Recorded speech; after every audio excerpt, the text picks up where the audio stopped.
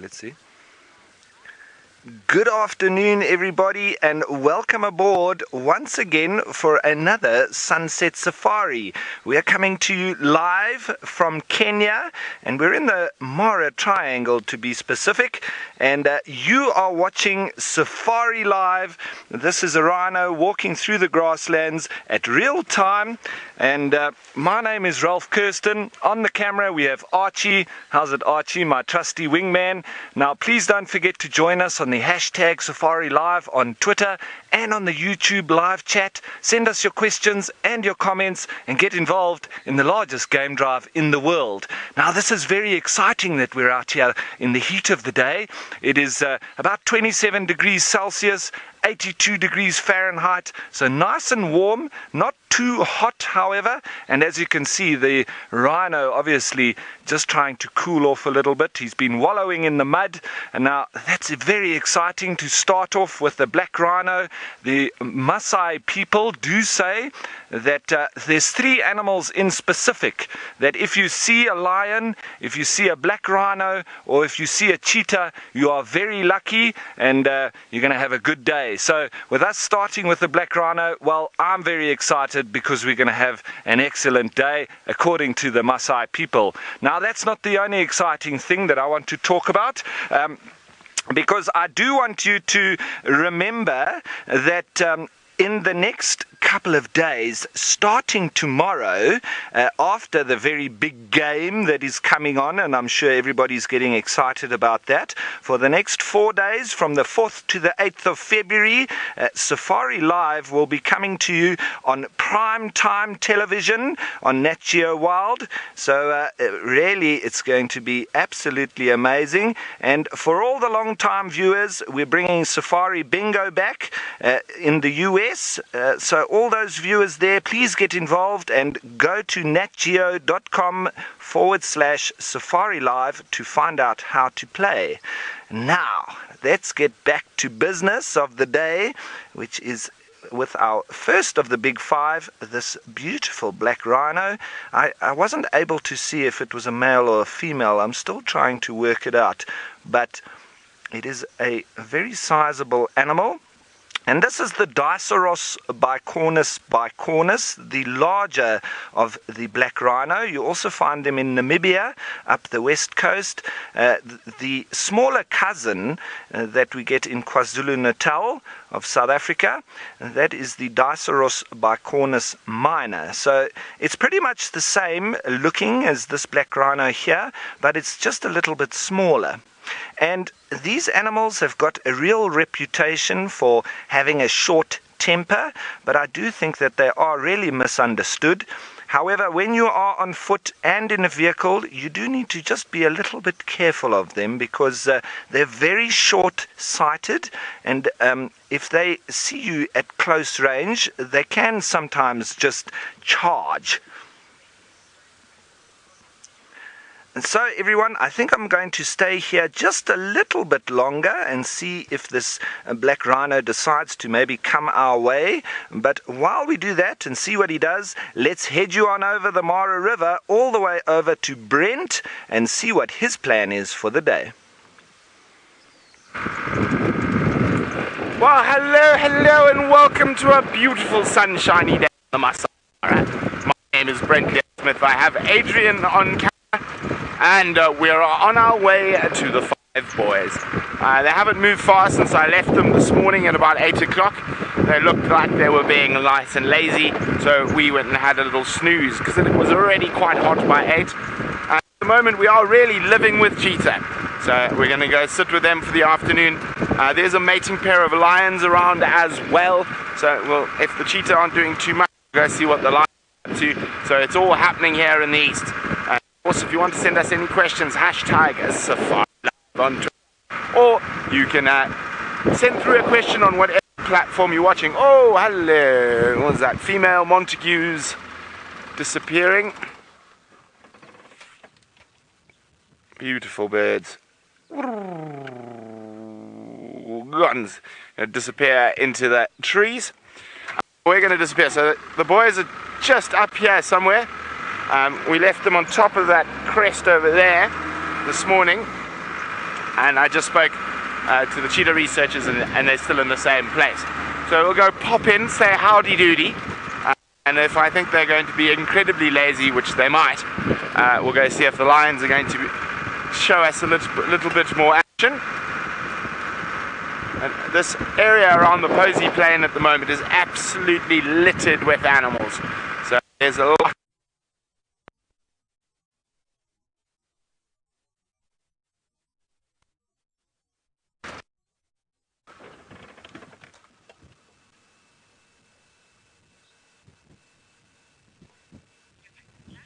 We're back. Sorry about that. This is a bit of a bad area I'm about to go through, but you'll have a look. There's a little white car in the distance there. That, where are you on? A little bit to the left there, Adrian. There we go. That is the cheetah researchers. So we're not too far, but as I said, as I go through, I've got to go through an area where the hill is going to block our signal, but once I get to the Five Boys, it should be back. So while I dash across the open plains to see what the cheetah are up to.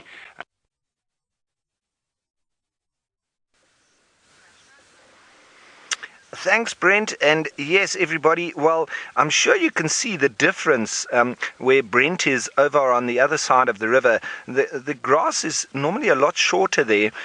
It's been quite well grazed, and also because of the type of soil that they have there, it does stunt the growth of the grasses a little bit. But here in the Mara Triangle, well, we've got really long grass, and as you can see with this black rhino, it makes him look quite small when he's standing in there.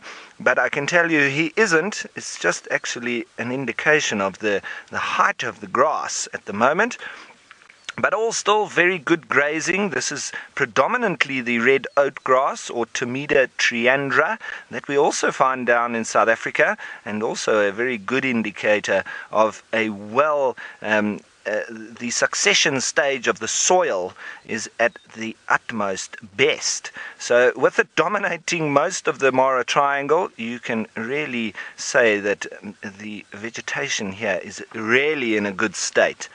Now, this is unusual for a black rhino to be wandering around in the middle of the day, because generally speaking they are nocturnal, and you can see the heat haze coming off the grass there, that it is really hot at the moment.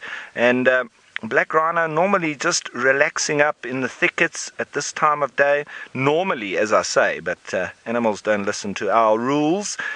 So normally being nocturnal, and all the literature that you will find about black rhino says as such, but this one moving around during the day, been wallowing in the mud, and he also has been marking a little bit and dropping some of the dung and spraying.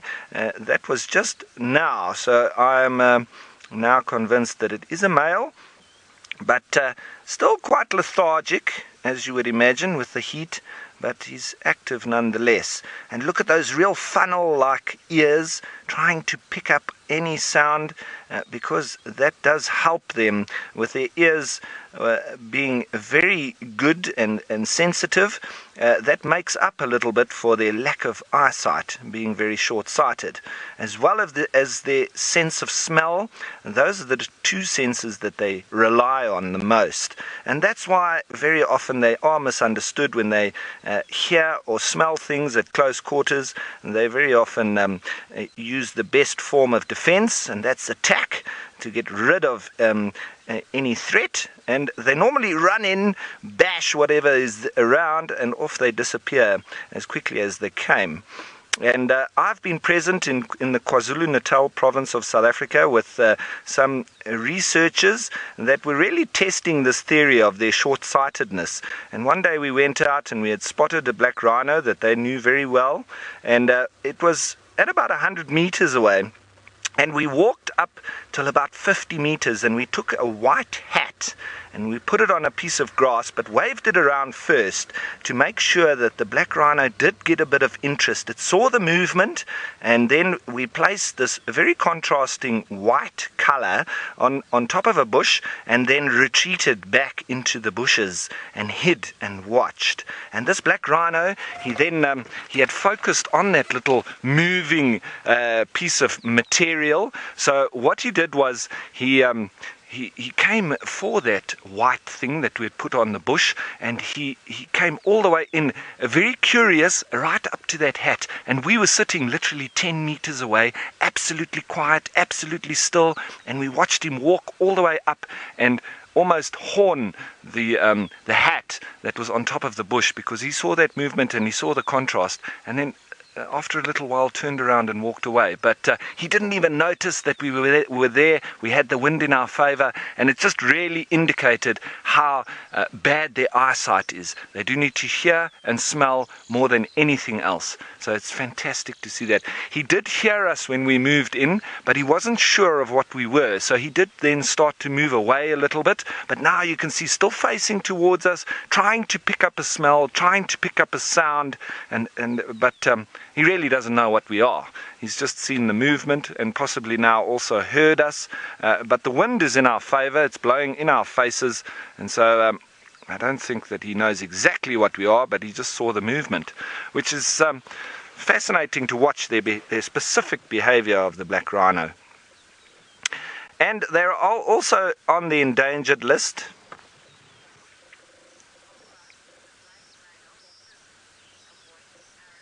Now, Aaron, you want to know if there's any bushes or grasses that the black rhino would avoid in specific. Aaron, I'm not quite sure. I don't know of things that they avoid. However, I do know that black rhino, they can actually eat a lot of plants that are toxic to other animals, like the euphorbia, which is a cactus-like plant that we have in Africa. There's no real cactus that we do have here. It's been imported from South America, but they feed on this toxic plants that most animals and humans alike would get poisoned, and they actually quite enjoy it. And in Namibia, there's Euphorbia damarana, which has a lot of latex, which literally pours out of it when the branches are broken, and the black rhino really enjoy it.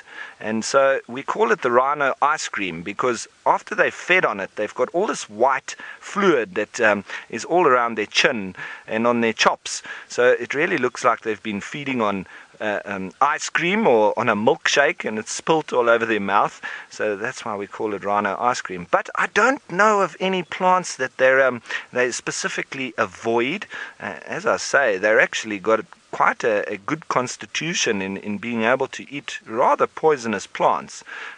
Along with the porcupine, they're also able to eat quite toxic plants, very similar to that of the black rhino. And black rhino, when you do look in their dung, like you might have seen quite a lot of indication of this in the white rhino versus elephant. I know a lot of the guides often show that, but we don't often get to show you black rhino dung. And if I see some, I would love to show you it, because it's all these lovely little clippings of grass and branches, and they're all cut at a perfect 45-degree angle. And it's the way that their teeth are aligned, and they open their mouth and they clip off these little pieces. And they're more or less an inch long, all of them, inside the dung, and all having that 45-degree angle that really indicates that it's black rhino versus elephant or white rhino. Now, black rhino will also make use of middens or a common latrine site where they'll go and defecate on the same place, and then normally also brush up against the bush, and they use their front and their back legs to mark the ground as well. And as they defecate and urinate and spray all over the little bush and back up into it and give it quite a hard time, they're also then marking their feet as they go. So then from there, as they walk around their territory, they're not only marking on that spot in the latrine site, they're actually dragging their scent all around where they go on their loop. And black rhino's territory is relatively small compared to that of a white rhino, so they'll defend that quite vigorously, and they don't have as much of a big range as the white rhino as well. So the black rhino, pretty much the same home range as their territory. It might be slightly bigger than that, but the white rhino has a much larger home range in comparison to its territory. Now, I've explained this before, but for any new-time viewers or anybody that's forgotten about it since I spoke about it last, when we talk about white rhino, black rhino, and their territories, it's important to think, I often chat about this with students as well. Your territory versus your home range. Now, the same like what we've got here at the Angama camp. We've got all our tents where everybody sleeps in, but then we've got the bigger area where we've got the FC and we've got the dining room and we've got the kitchen. Now, everybody moves around this whole camp with no problem, for anybody else moving there too. So that's your home range. The only problem comes about where it's around the food. People do defend their food, even if it's around inside the home range. Some people more than others. But so in your home range, you might get a little bit edgy around food, but other than that, it doesn't matter where people move. But if somebody comes into your tent, you're going to have a problem, because that person needs to say, can I come into your tent from a distance? You say, yes, you may, or you may not, and I'll meet you outside. But that's your real territory. Your tent is your territory, and the home range being that of the camp. Now, it's exactly the same with black rhino and white rhino. They move around in a specific area, but they won't defend that entire area. They'll choose a smaller area, which is then their territory, and that they will defend with their lives. But as I say, the white rhino, much bigger home range, smaller territory. Black rhino, their territory is pretty much that of their home range. They might move out a little bit more than that, but not too much. And territories often overlap around water and food sites, and that's where there can be a little bit of conflict. But generally, it's well marked and well defended, and the animals stay in their different territories. Right, that black rhino has now disappeared off into the grass. It just seems like a bit of a muddy termite mound, or wet termite mound that's actually moving through the grass. So I think we'll leave him now, and we'll start to make our way down to some elephants. But while that is all exciting and we've spotted this beautiful black rhino, it seems that Brent on the other side of the river has spotted something magnificent as well, and there's a few of them, so let's send you on over to him. And there we go. As I said, we're with the 5 boys. Now, I've got a guessing game for you to play. Now, Adrian, I want you to start on the cheetah on the left, those 2 there, and we're going to go through all of the 5 boys, and I want you to see if you can notice if there's something different. So there's 1 and 2, 3, behind the bush there, here we go, 4 and 5. Hashtag Safari Live if you can notice something a little bit different. Let me just see if we can get a view of all 5 together.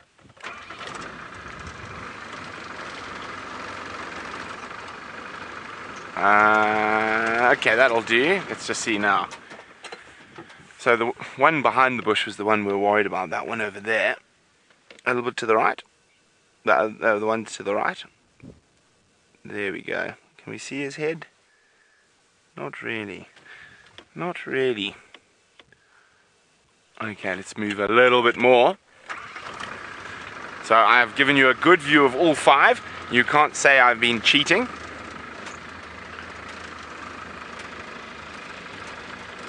Okay, so there we go.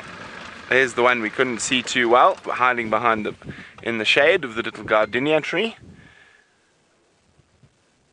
Now, who can tell me what is different?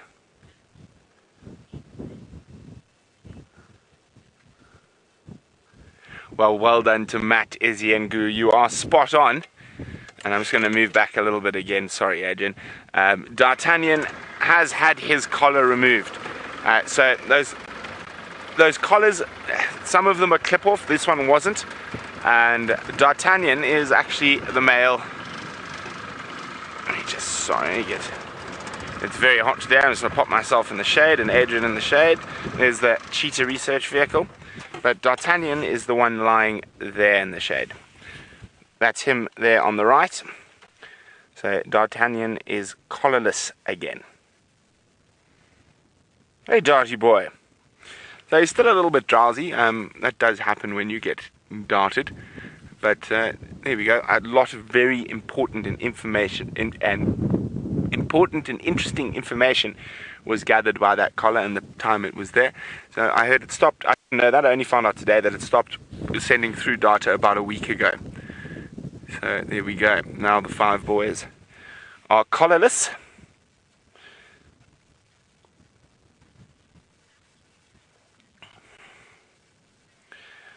Wendy is wondering, how can you tell that it's D'Artagnan?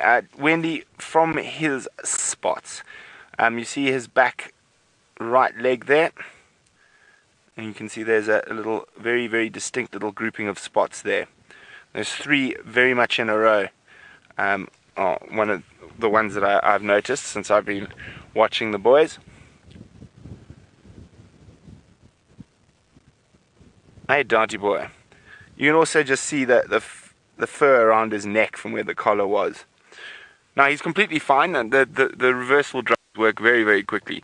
And of course, he's lucky because he's got 4 friends to keep him company during this time. So we didn't actually know it was going to happen, but it's nice that it has. I think, as I do understand the importance of collars and the information they bring, but it is always nice to see an animal without one. And now we get to see 5 male cheetah cruising the plains of the Mara without a collar on them.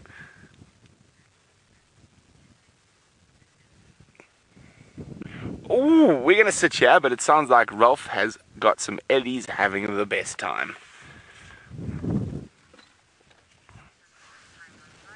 Thanks, Brent. And well, everyone, this is why I like to go and find elephants when it's very hot, because they're one of the animals that are normally still carrying on about their business.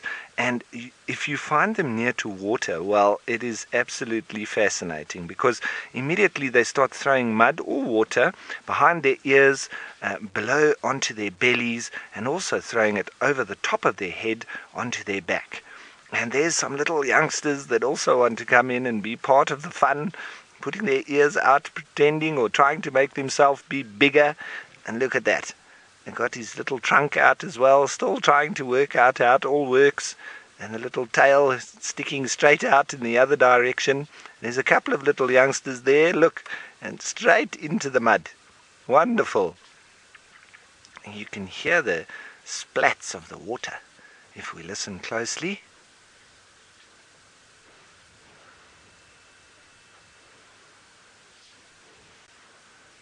Now, I don't know if you can hear that, but that's a nice female, obviously one of the mommies of those youngsters, because she's got very swollen mammary glands. I will reposition in a moment. I just want them, I don't want to disturb this very happy moment by starting the vehicle and surprising them. So we're just going to wait a little bit before I get a better view on them. But look at that, the little youngster's really getting in the mud there. And here comes his older sibling. There we go. In the shade, in the mud. What else would you want to be doing on a very hot day like this? I can tell you, I'd love to be in the mud with them.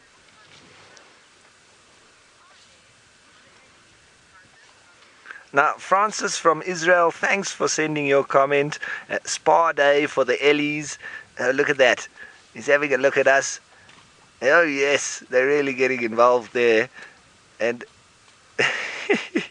it's all slippery and squishy, and they're really loving it. Oh, and very often after they've had fun in the mud like this, well, the energy levels spike, and they're going to be doing wrestling and argy-bargy and all sorts. And then eventually mommy normally has to sort them all out and calm them all down.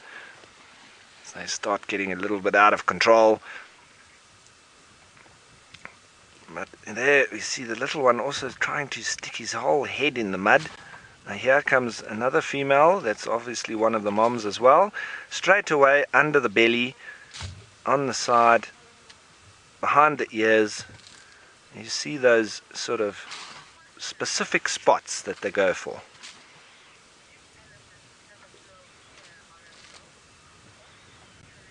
Now, Trilogy, you'd like to know if elephants ever blow air on themselves to cool off. Trilogy, I think that they might do that sometimes, a little bit behind their ears, but the easiest way for them to just use air to help them cool off is just wafting those very big ear flaps of theirs backwards and forwards. So like a very big fan, and they've got so much blood running through those ear flaps, and that helps cool the blood to the brain, and obviously that's the most vital organ that they want to keep nice and cool. And then they do go for water like this, and as I've been saying, straight away under the belly, behind the ears and on the back. Now, I have seen in Namibia where it seems that the elephants there are able to keep a little bit of water in their gullet, and they actually put their trunk down their throat or in their mouth, and then they suck up some of that water and throw it behind their ears. Now, they're all moving off a little bit, and I will turn, as I've said, when I can, but I don't want to disturb them now. And Mommy's also coming over towards us a little bit. I think she's spotted some more water here just next to us, so it's nothing sinister. I think she's just seen another puddle, and she's going to now have a suck right next to us. So let's have a listen. Oh, she maybe thought it's a little bit too close to us. Unfortunately, she's probably not too comfortable being right next to us with her little calf, but she might go back. See that behavior, continuing to feed? It's obviously a sign of elephants being very relaxed. However, they can also trick you sometimes, because elephants can be quite in a bad mood, and then they pseudo-feed, which is almost pretending that they're relaxed, but you need to watch them, because if that grass starts falling out of their mouth, then you know that they are pretending, and we know that game. So we then just keep our wits about us. But these elephants are absolutely relaxed. There's a little one even drinking from its mommy. And they're just continuing about their daily chores. Now, Bob, you'd like to know how old is the baby, and I'm assuming that those two little ones that were really having a good time in the water, they're about a year old, there or thereabouts, because you can start to see that they get a little bit of the use of their trunk, as well as their ears or their ear flaps starting to fall down the side of their head. When they're still overlapping on the top, that's when they're under a year, and when they have really no use of that trunk, it's like a real fire hydrant all over the place, then you know that they're definitely under a year. But it's about 2 years of age when you start to see the little growth of tusks, and so that's the little indicators that we do use. Now, everyone, I'm just going to turn slightly, just so that you know, just so we can see them a little bit better. There's still a little youngster in front of us. I just want to get a slightly better view of them, but not disturbing them at the same time, because this is a wonderful little sighting that we're having with these elephants, and they're allowing us to be right in the mix of them, and they generally do give you a real indication from when you arrive if they're in a good mood or not. And I've had an absolutely good feeling from this group, and I don't think we'll have any problems at all. And it's always important just to approach elephants in the right way. As we always say, how intelligent they are. They can have their moments when they're in a bad mood, or they've had a bit of a family tiff, or they've even had a bit of a problem with a human or a vehicle just before you arrived. So you always just need to read their body language a little bit. But these elephants all just happily cooling themselves down, wafting their ears, grazing as they walk, and the little youngsters, as we saw, full of energy. And now there's a little bit of playing going on again. One of them was drinking from Mum, but now they've been showing off towards each other. There's one just lying down a little bit. Yeah, look at that trunk. So I think these little ones are around the year mark, there or thereabouts. So probably between 10 months and maybe 15 months, somewhere there. You know, every individual is also different, so that's just a guideline. But they are still very young indeed. But you see there, still wafting that trunk all over the place. And also drinking from mom. But might try and grab a little bit of food as well, a little bit of grass. They often, mimic or copy the adults, but it does get quite funny when they really don't know how to grab the grass. And then you see some of the other individuals actually trying to help them, digging the grass out and almost giving them a little bit of grass in their mouth. They do start mixing their food now. They're drinking milk, but then they'll also take a bit of grass, and slowly but surely they'll be taking more and more grass or branches and leaves and all the rest. So everyone, I think I'm just going to stay here a little bit longer and see what these little youngsters get up to. But we'll probably be here when you come back. But where you're going is back over the river to Brent and those wonderful musketeers. Well, they are wonderful, aren't they? Fast asleep presently. And I suppose it's been a busy day for them.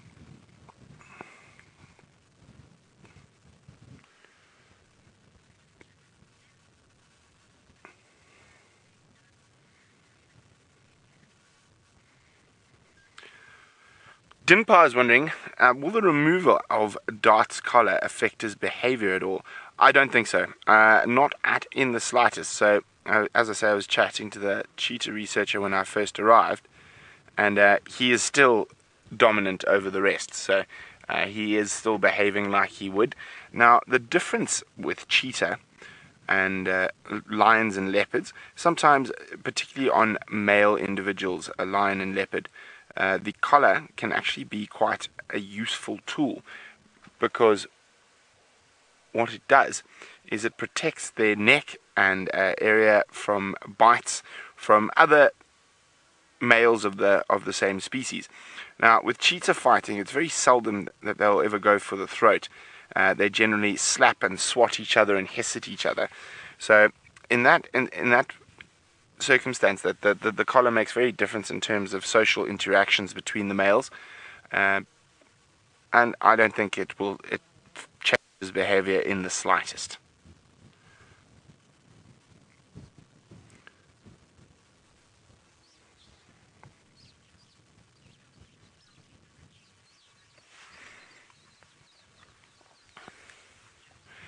Well, Joe, what happens is, unfortunately, is the only way to remove a collar like that is by darting in, and then they will drive the vehicle between the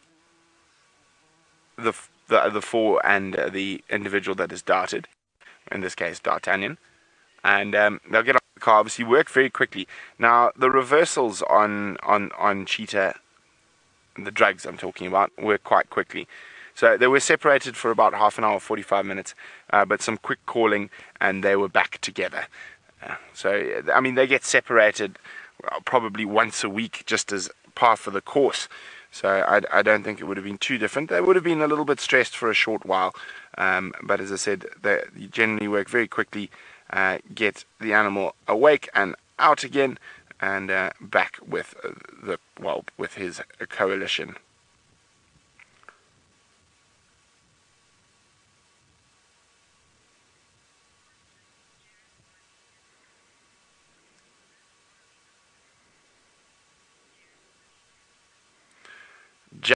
Buddy and Goo would like to know, will they collar one of the other males? There's no reason to collar them. So the main reason that you collar young males is to find out about dispersal patterns, and these guys have already dispersed. They've set up a territory. So now most of the research will be just done by finding them like we do and watching them. So now that they are set, so to speak, the collar doesn't have as much value as it did on a young male searching for coalitions or dispersing out of his natal area. So very interesting, but I don't think they're definitely actually not going to collar another one of the males. There's actually no point now. We know more or less where to find them every day if we look hard enough. I mean, we find them without having access to the collar on a regular basis. Oh, there's a head up, so I'm going to stay here a little bit longer. before I go check, oh, excuse me, on the lions that went too far away. But I just want to see what he's looking at. So while I try to figure out what the cheetah are up to, let's go back to Ralph, who's still with those wonderful pachyderms. Yes, and as suspected, everybody, the energy levels have risen after being a little bit wet in the mud, and these two little youngsters are really going about a wrestling match here, and they've disappeared into a little hole there. I wonder who's winning. Let's see who comes up first. Seems the one is slightly older than the other one, just watching them now. The one is slightly bigger, so I always put my money on the underdog. And let's see what happens here. It looks like a lot of fun has been had. They might be in a puddle as well. But it seems like the younger one might be getting up first. Ooh, which one is that? We'll have to see when they both stand up. And there is a bit of mud there, so they're obviously having fun in the mud. Always putting their ears out, trying to make themselves look bigger. Yes, and the little one was the first one up. He's beaten his older sibling. And very often they can also sort of mount each other a little bit. There's nothing sinister about that either. It's all just trying to do a little bit of dominance displays. And it does happen with lots of different mammals when you have this mounting. Julie, you say that this is way too cute. Well, I agree with you, Julie. It's always wonderful to sit and watch the little young elephants as they wrestle with each other. They always look quite serious when they do it as well. There we go, a little bit of a charge. I love watching them when they're charging birds, like guinea fowl, and really trying to establish dominance over those little birds. You see there, we start to get that bit of mounting. There's nothing, just a bit of play. Well, the little one trying to run away. There we go. Back you go. Go and sort him out. The game is still on. He's trying to play his bluff. There we go. Get him. Pile on.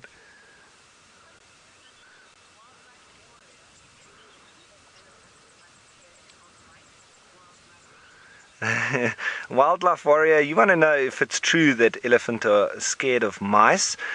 Wildlife Warrior, I'm not quite sure where this myth came from, but I've never seen an elephant be scared of a mouse. And I've never seen them eating peanuts either, which is also one of those things that you see on cartoons, and I think it was on Dumbo and all these kind of little depictions of elephant. But I can tell you that they have, and I've seen them, they have been known to get quite scared of snakes, as you would, and also just predators in general. But mice, I should actually look up and do a bit of research and see where this myth came from, because I've never known anybody to have witnessed this, and in the 20 years that I've been doing this professionally, I've never seen an elephant worry about a little rodent in the grass. And I tell you, they are walking past a lot of them in this long grass. There's a lot of rodents, there's gerbils, there's all sorts of mice and field mice, rats, and all sorts. So they would be encountering them all the time. But you never see them get a fright, other than when we've seen them get fright for snakes. But these two don't seem to be scared of anything. Look at that. But always running back to the safety of mommy. Getting in the shade there. Oh yes, he's a very big boy when he's standing next to mom, isn't he? Yeah. And mom just carries on with her business. She's just eating grass, not taking any notice of the little youngsters. Hard at play. And where's the other one? Oh, he's waiting for the charge now. Winding up. Or just trying to get a bit of use of that trunk. That's it. Wrap it around the grass. Oh, no, he put it on top of his head instead of in his mouth. Unless he's trying to do a bit of a display for his slightly older sibling. Elephants can also do that. They put sticks and branches and sometimes half a tree on top of their head as a sort of display signal, sign, trying to make themselves look bigger. I often have elephants in must who do that. And the one where I did see half a tree go on his head, he was very interested in causing trouble with me, but I took no notice of him, and I sat still and quiet, and all these tree branches and things on his head didn't make a difference, and eventually he lost interest and walked away. But he really put on a show for us, and when they're young like this, that's all the practice that they're putting in. They've seen mommy and daddy put branches and things on their head, so they're also doing it, probably not knowing why at this stage of their life, but it's all in the name of practice for when they're older. Well, it's very quiet. There's a slight little breeze. It's very quiet, slight little breeze. There's not many birds calling, as you would sort of imagine in the heat of the day. They would be wasting their energy a little bit if they were calling now, because the air is not very dense, and so birds generally call in the early morning, the late afternoon. That's when it's cooler, there's less wind, and so their calls do then travel much further, and the energy that they put out for that is much more efficient than if they call during the day. So like times like this, very quiet. We're only just hearing a little bit of a breeze. That's about it. There's the odd little grasshopper or cricket calling, but other than that, very, very quiet. So I think as these elephants now are starting to move away from us, I think I might head down towards the marshy or the swamp area. Maybe we'll catch up with some more elephants down there. There's lots more water down there, so there might be a little bit more spraying and fun to be had down there. And there'll also be buffalo and probably some giraffe, zebra and all sorts. So I think let's do that. Come on then.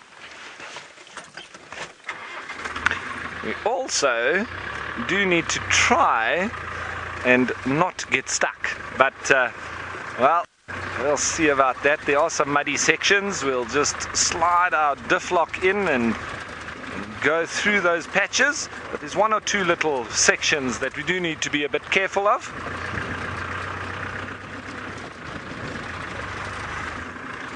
And so as I head down towards this muddy section, try not get stuck, negotiate that area, heading towards the swamp. Let's head you on over to Brent, who's still with those spotted cats. Well, there was a topi that attracted attention for a little bit. That's why I stayed a bit longer, but it looks like they're going to go flat again. So I'm going to leave this up to you. I'm happy to sit here with the boys for as long as possible, but who would like to go see some lions? So I'm going to leave it up to you. Hashtag Safari Live. Stay with the cheetah. We'll see if we can go find some lions. We will come back to the cheetah if we do leave, but again, it's your safari. It's up to you. Your choice. Let me know. Hashtag Safari Live. To quote The Clash, should I stay or should I go?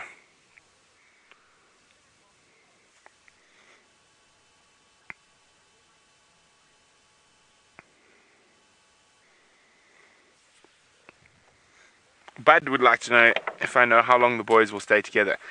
Till we thought they might split when they started mating, but they have already been mating, and they definitely don't look like they're going to split. So it's more than likely the only time they will separate is when one of them is killed. And that normally happens when they're killed by lion or leopard. But up until then, I think they will stay together for as long as they live. These cheetah coalitions form very strong bonds. So there's the topi over there. I'm going to show you quickly that attracted the attention. Oh, there we go. There we go. Hello, topi. Topi on the Posy Plain. And you can see there's some Maasai villages on the other side of the Talek River in the background.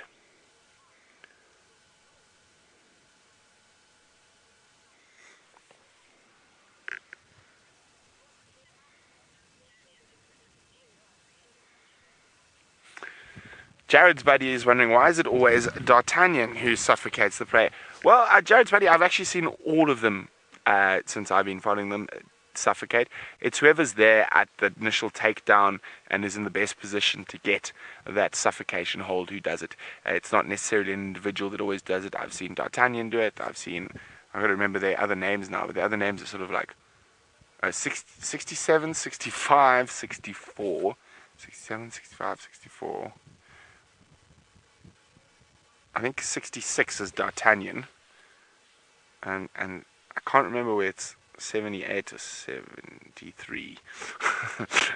I can't really remember, but yeah. So it just depends on the individual that suffocates them. I'm actually gonna have to go. I'm gonna go double check with Elena, the cheetah researcher, just now about what all the numbers are for the boys. There you go. Dart's having a bit of a stretch. He's looking.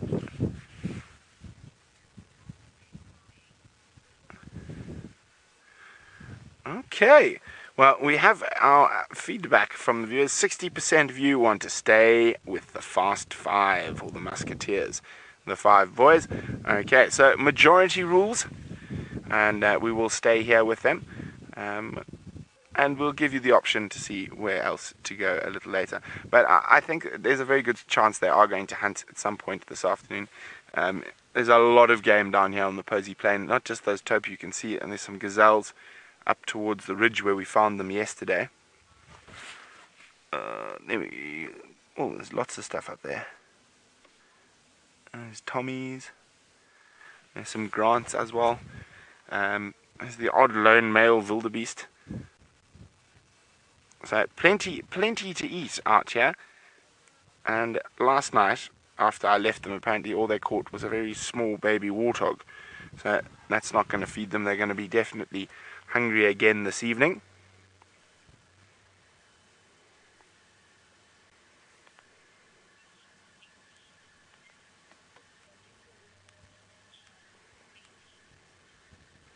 Oh, roll over. 18 Denerom would like to know, do lions eat cheetah?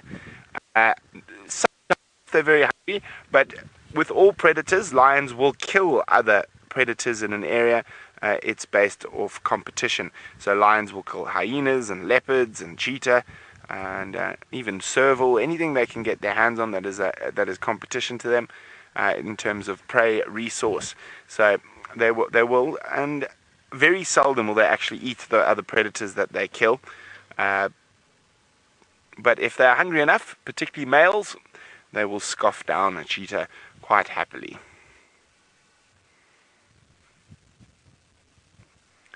Because they are so peckish today, I'm hoping that they get moving a little bit earlier than normal. So, what's the time now? I reckon they're going to get moving at about 5, maybe even a bit earlier, especially because of all the game that is about. Oh, they are absolutely gorgeous. You can see there's a little bit of a stretchy stretch. A few little yawns happening. I think 60% of you have made the right decision. So while we play the patience game, let's go see where Rolf is heading to next.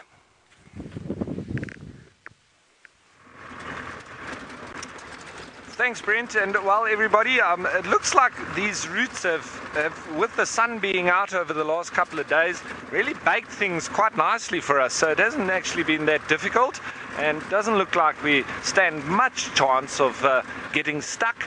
But remember now, for the next few days, Taylor here on the triangle side, she's going to be going out in the early hours of the morning after we have tried to find her some of the cats that are walking around here. We try and find that by the end of the drive, and then we hand over to our relief crew, who will then try and stay with those characters, as we're calling them, during the night. And then Taylor comes out sort of 2-3 o'clock in the morning and then stays with them until the opening of the show. So just heading out the beginning part of the drive. When it's very hot like this, I tend not to start off looking for predators. I tend sort of the second half of the drive, that's when I start looking for them. As that sun starts dipping towards the horizon and the temperature starts dropping, there's always a better chance of them being a little bit more active.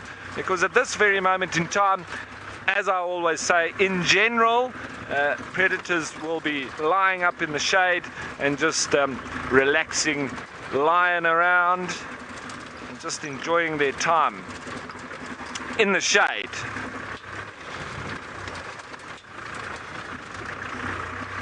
Now, Yvette, you want to know where we're going? We're going that way, Yvette, somewhere there, down towards the swamp, which is adjacent to the Mara River. I'm heading in that direction because I'm pretty sure that I might catch up with some lions down there. But that's sort of the end goal. In between, I do want to be looking for some elephants, some buffalo, and like we did, we spotted that black rhino. Maybe we'll get lucky and even see a leopard. The other day we were extremely lucky next to the marsh and we saw a male serval, which was fantastic. My first serval that I've seen here in Kenya. I have seen quite a few in South Africa, but first one here in Kenya, and that was wonderful. And straight after that we saw in the region of a 4-meter rock python, very big snake that is capable of eating even antelope, and I've seen them eating young impala. And we once did come across one that had attempted to swallow down a baby waterbuck, and it had actually got past the shoulders before it had spat it out. So that's always the indicator. If they can get past the shoulders, they would be able to swallow it down. So we maybe disturbed it, or something else disturbed the snake as it was attempting to swallow that waterbuck down, and then obviously they regurgitate and they move off.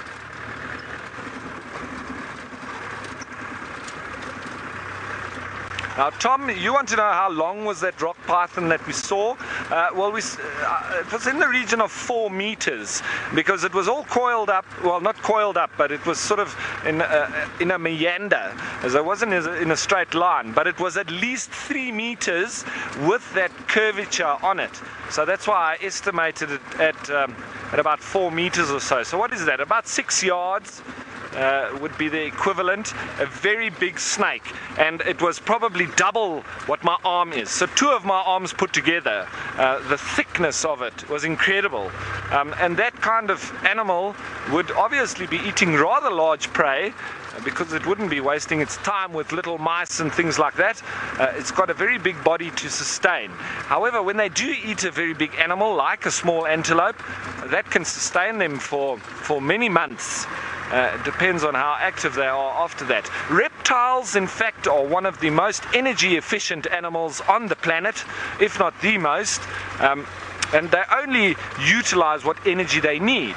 So it's actually brilliant. And on a hot day like this, and the hot days that we've been having, it's very often that you find reptiles, especially snakes, outside now and on the roads, because they come out to bake. They get their energy being ectothermic, not cold-blooded. There's a difference. Cold-blooded would mean that your blood is cold all the time, but ectothermic, meaning that you need to take your warmth from an external source, and with the reptiles mostly taking it from the sun, but they can also take it from a substrate that they lie on. So the roads, they can come onto the roads, and they often do this at night, and that's the reason why a lot of them do get driven over by vehicles when they come out onto the tar roads or the tarmac, because those roads often hold heat even into the night. And you don't only have reptiles coming onto the road, you often have other animals like donkeys, especially in our African areas, a lot of donkeys, and sometimes some kudu, animals like that go onto the road, and so it can be quite dangerous if you're driving along. So you always need to be careful in specific areas. But the snakes get driven over, obviously, and so that's a shame.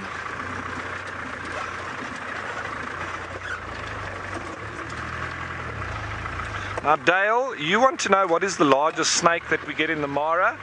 Dale, it's that African rock python. that I was just suggesting now, with that size at about 6 yards or 4 meters, probably the largest that you would get. After that, you're talking about some black mambas, which can also exceed 3 meters, some of the snouted cobras, and even the spitting cobras as well. So I would say first and foremost the rock python, clearly larger than all of them, and then some of the cobras being second and third after that.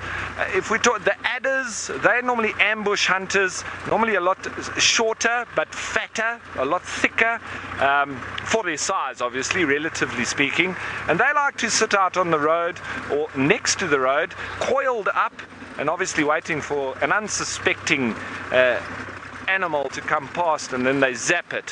Whereas the cobras and the pythons, they more actively go out and seek their prey and they hunt them down, whereas the adder's more of an ambush hunter, sitting out. So you could almost say that the cobras more like your cheetah and the adders are more like a leopard, waiting in a tree or behind a termite mound for things to come past, and then they jump out and nail it.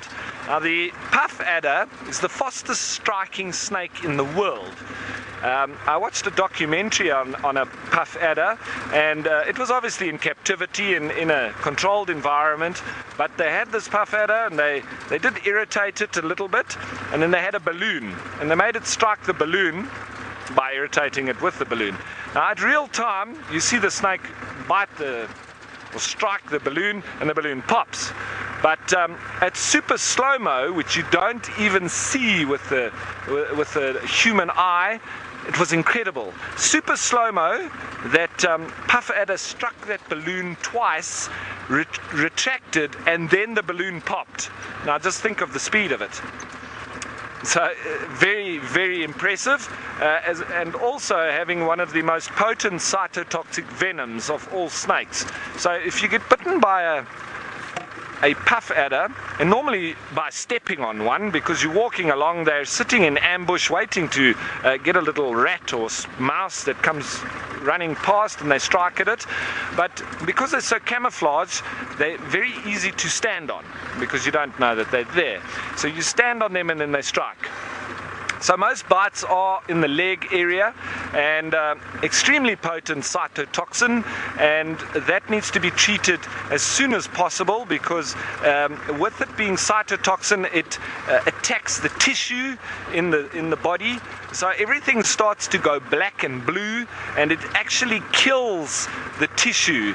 So if left, you will literally start having your whole leg going black and swollen, and it could result in you having your leg amputated, and this I'm talking within a few hours. So you need to obviously attain medical attention as quickly as possible, even for a puff adder, and that's generally just to save your limbs, really, because they're going to have to be amputated.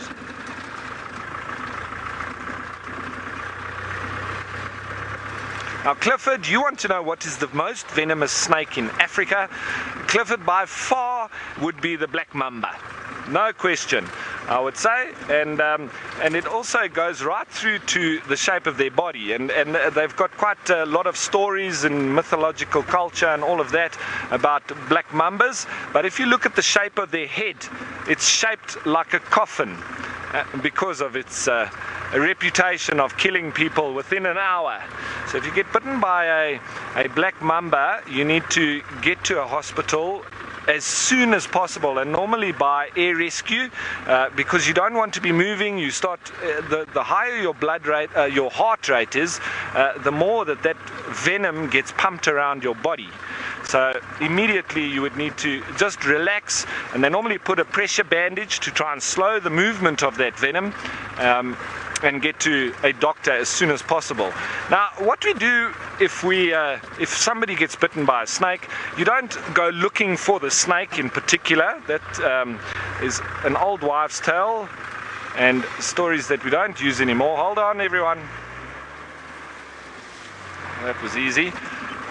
what you do is you look at the symptoms. Now, because all the snakes have either cytotoxin, neurotoxin, or hemotoxin. Some of them do have a little bit of a mix between cytotoxin and neurotoxin. As we stop here and have a look at this journey of Giraffe, I'll finish my snakes. So we've got cytotoxin, neurotoxin, or hemotoxin, and all three of those show very particular symptoms. Neurotoxic snake, when it bites you, you can very often not even feel it. So the symptom of somebody being bitten by a neurotoxic snake, such as a cobra or a black mamba, at the bite site, not sore at all, and they hardly felt it when they got bitten. But immediately they would start to have a higher heart rate, they start to get cold sweats, and they start to be out of breath. So that's a neurotoxic snake, very dangerous. Get the person calmed down, put a pressure bandage, and get them to a hospital as quickly as possible.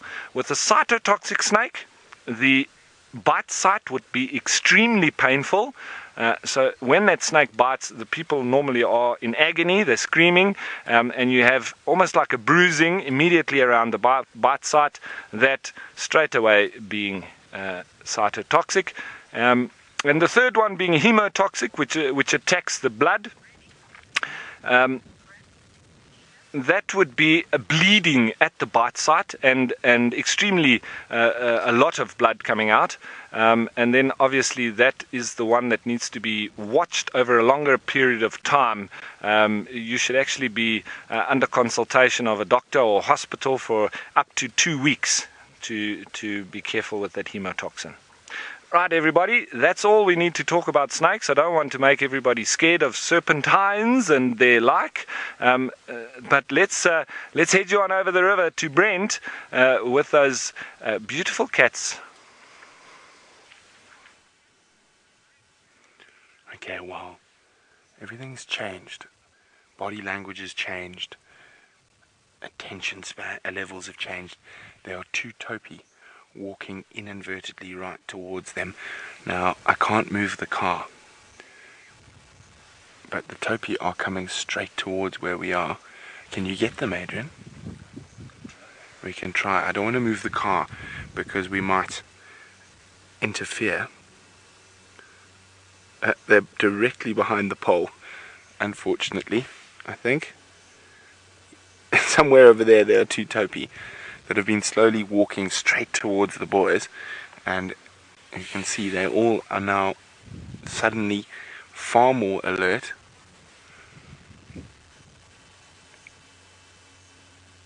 Particularly that guy right in the middle there. You can look at that. There's almost there. You can see the focus on his face. He's locked onto those topi. As I say, I don't want to move the car now because we might affect what's going to happen. So unfortunately we're just going to have to sit in this position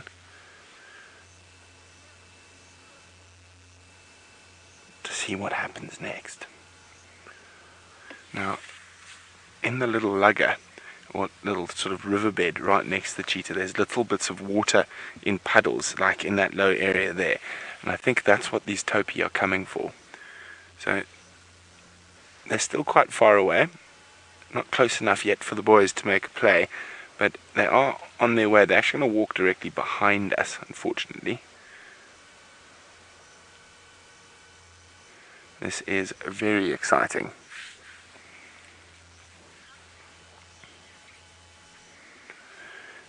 Mary is wondering how long will cheetah wait for prey. Well, it all depends.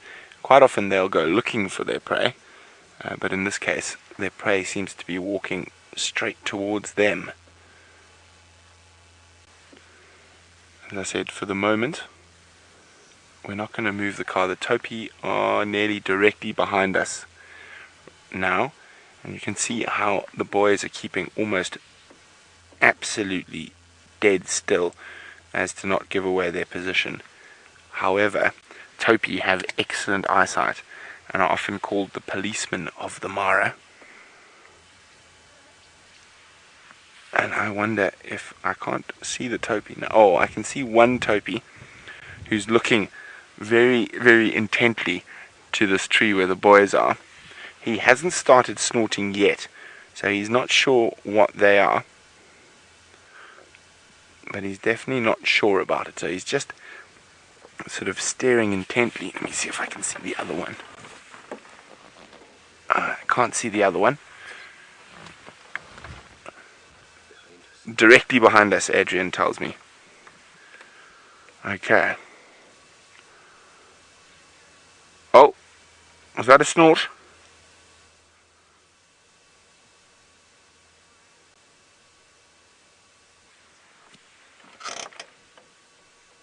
I can't see.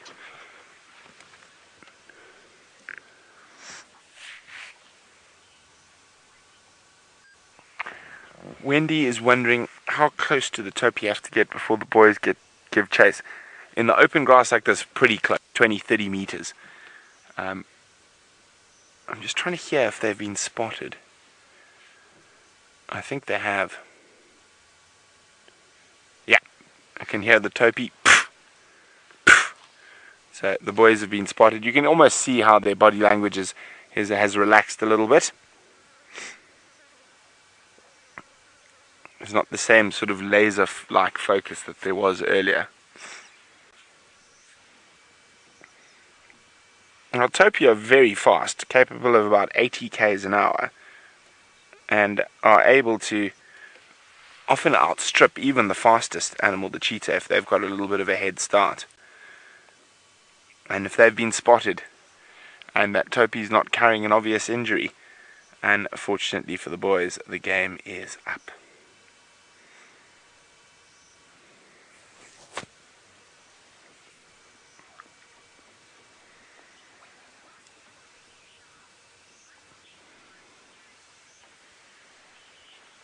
First Lady Shah would like to know, why do cheetah hunt during the day? Well, the most important reason why they've adapted to become diurnal hunters is competition with other predators. So if they hunt during the day while the lions and the hyenas are napping, they are less likely to lose their meal to the bigger, stronger carnivores. So that's the main reason that they hunt during the day, is to make sure they don't come into, or they have as little competition with lion and hyena as possible.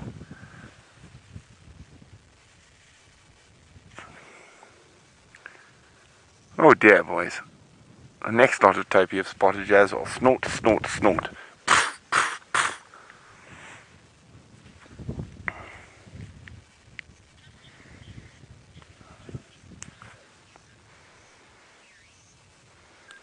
Kerry is wondering, did the one in the sun give them away? I think just general movement. I saw a tail flick, an ear flick, is probably what gave them away. The one who's sitting in the sun to the right there has been so still. And for an antelope's eyes, probably looked a little bit like a stick or whatnot. But I think it's more likely that the movement from all five of them is what gave them away. They weren't too serious there. That was sort of a nearly opportunistic hunt rather than they're setting out to hunt. It's still a bit warm, even for the cheetah.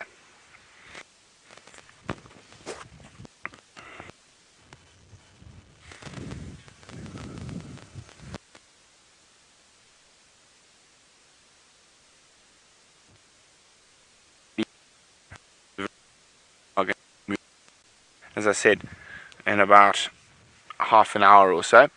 So while we wait and play a bit more of the patience game, let's go across to Ralph, who's got the tallest animal in the Mara. Thanks, Brent. And yeah, I really hope that those musketeers get going, and maybe they'll catch something a little bit later.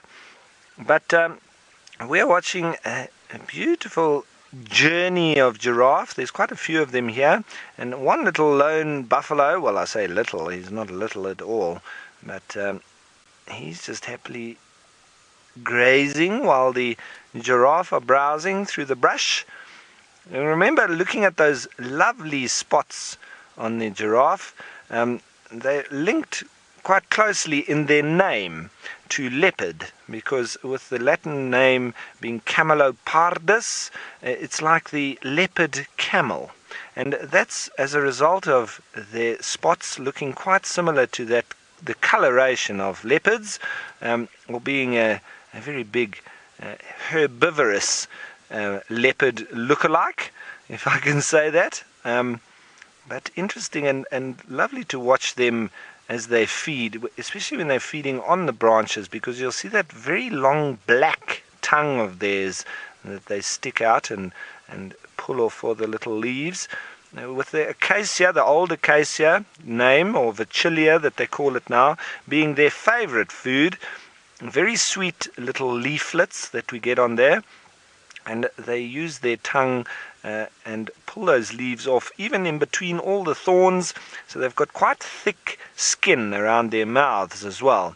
But the reason for them having a black tongue, lots of melanin in it, and because they do use it daily for feeding and pulling off little leaves, and also when they pull out grass, they also use their tongue. And so if it wasn't black, or if it didn't have a lot of melanin, if it was pink like our tongues are, it would get seriously sunburnt. So that would be very uncomfortable. And well, that's the way that they've evolved now, and they use their tongue to feed a lot. So it makes sense. Now we're heading in this area where we often see the marsh breakaway pride and the Chitwa boys. That with two of them have got very dark, almost Kalahari-like black manes, and then one of them with a lighter mane, and he's also lost the little pom-pom end of his tail. So I'm moving around this area, hoping that we might catch a glimpse of one of them, either the marsh breakaway pride, who do have a couple of cubs with them as well, or the three boys in the coalition. Yesterday we had the musketeers, but they're further on south towards Tanzania.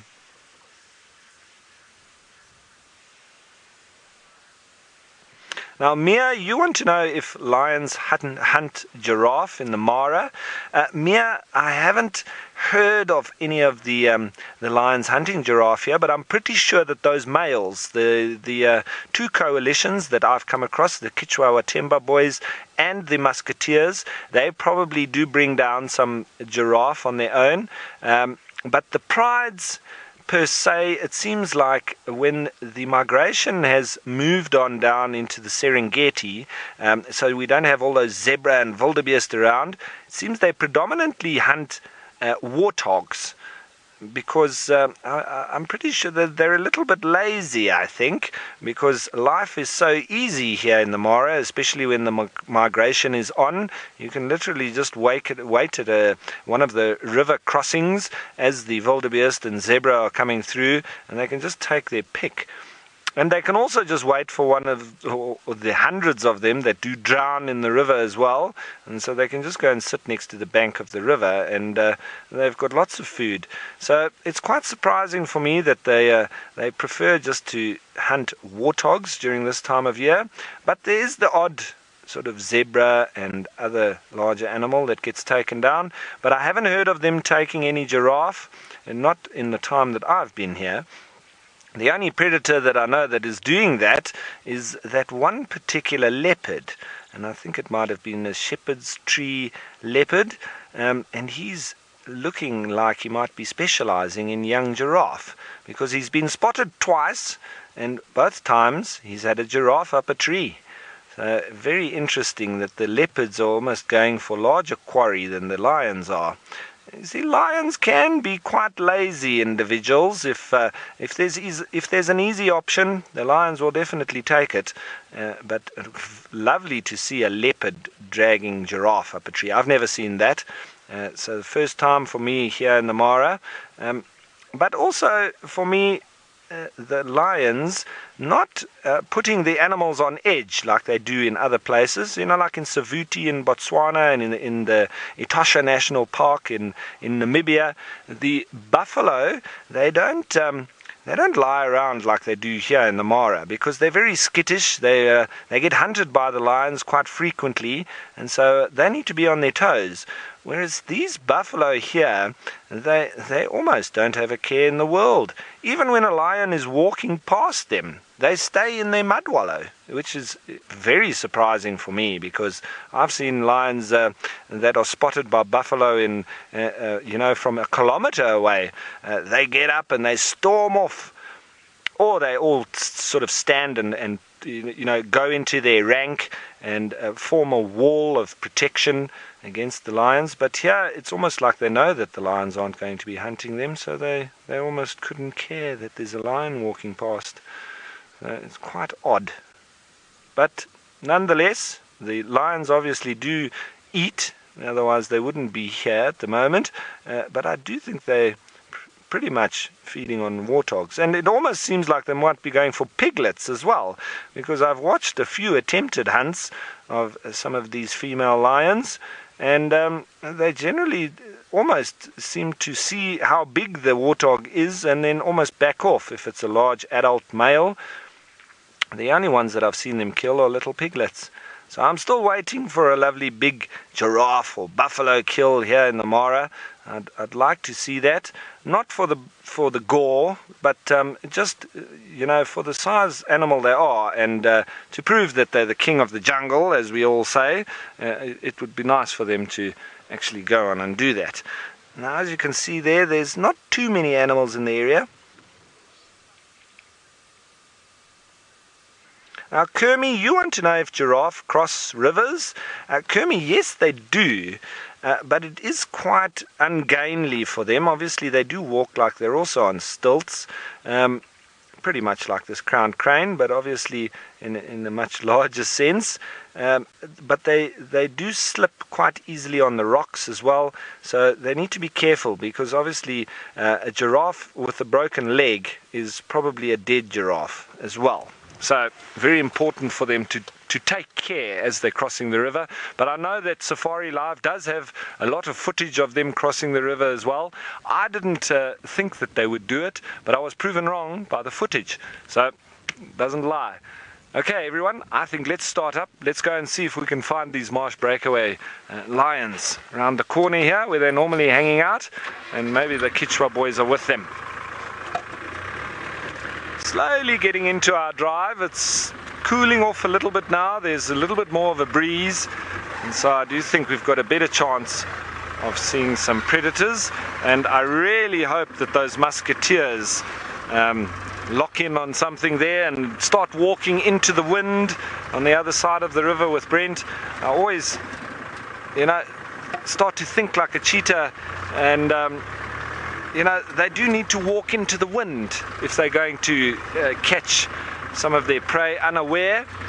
But it seems that those musketeers sometimes don't even bother with that and take animals that have seen them long ago. There are 5 of them, so they can hunt a little bit differently than they normally would. It's also amazing, after this, just a few days of full sun and nice and warm afternoons, this very wet areas have dried out rather quickly. And the little 2 tracks where I've found it quite difficult getting through, having to use diff lock, sometimes even low range. Now it's pretty much like concrete. It's almost like a road. So that's in our favor. As you can, there's a couple of clouds around, but don't see any rain for now. Okay, everyone, while I try and catch up and see if there's any lions around in this area, Brent across the river, he's still with the musketeers, so let's head on over to him. Well, as you can see, still a few heads up, but unfortunately for them, the topi spotted them from quite some distance away.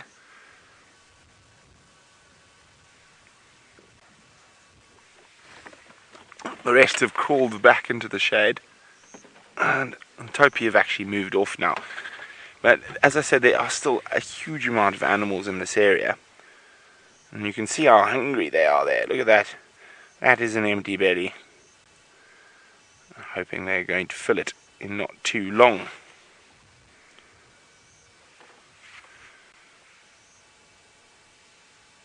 It's quite warm today.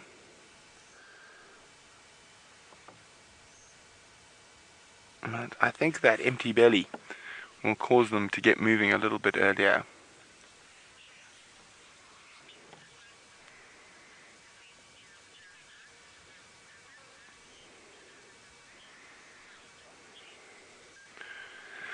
James is wondering, do the five boys still hunt in the dark, or was that just when the migration was around?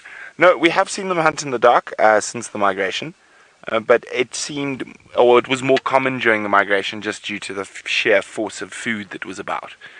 And they do, and especially when there's full moons and that, they will hunt in the dark. But the nocturnal hunting seems to be more common during the migration. But they are opportunists. If the opportunity arises, migration or not, they will take it.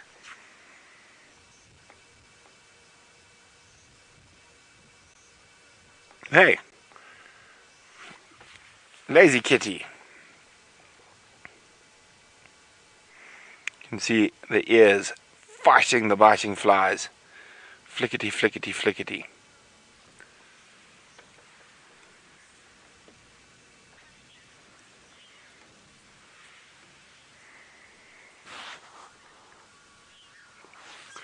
Lena is wondering what happens to a cheetah when it gets badly wounded.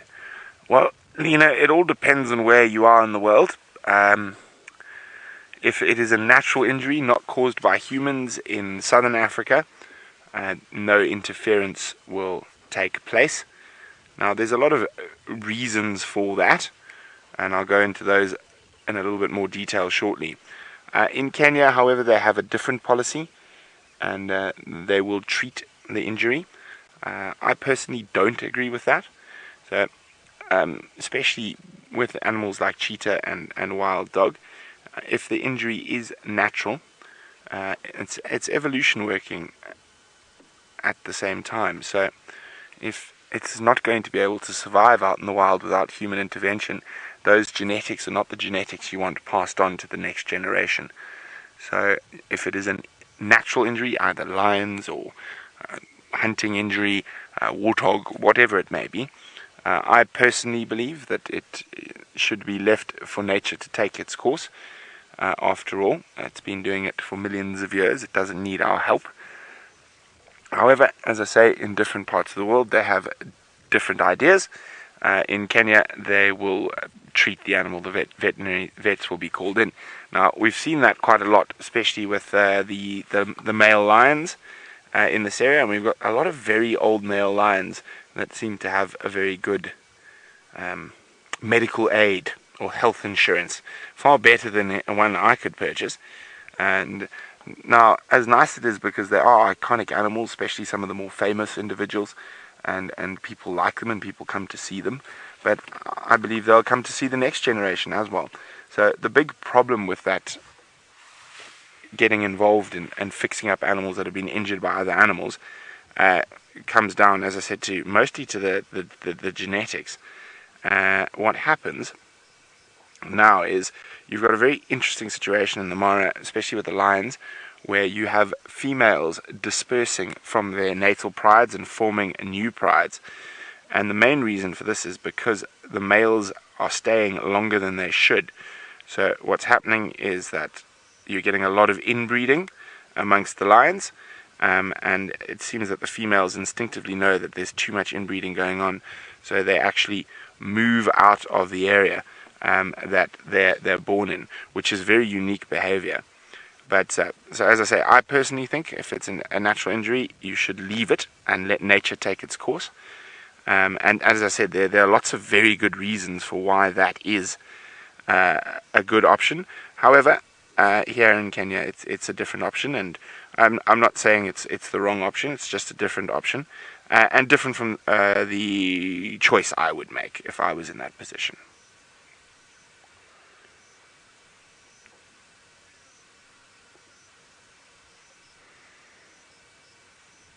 Lazy boys.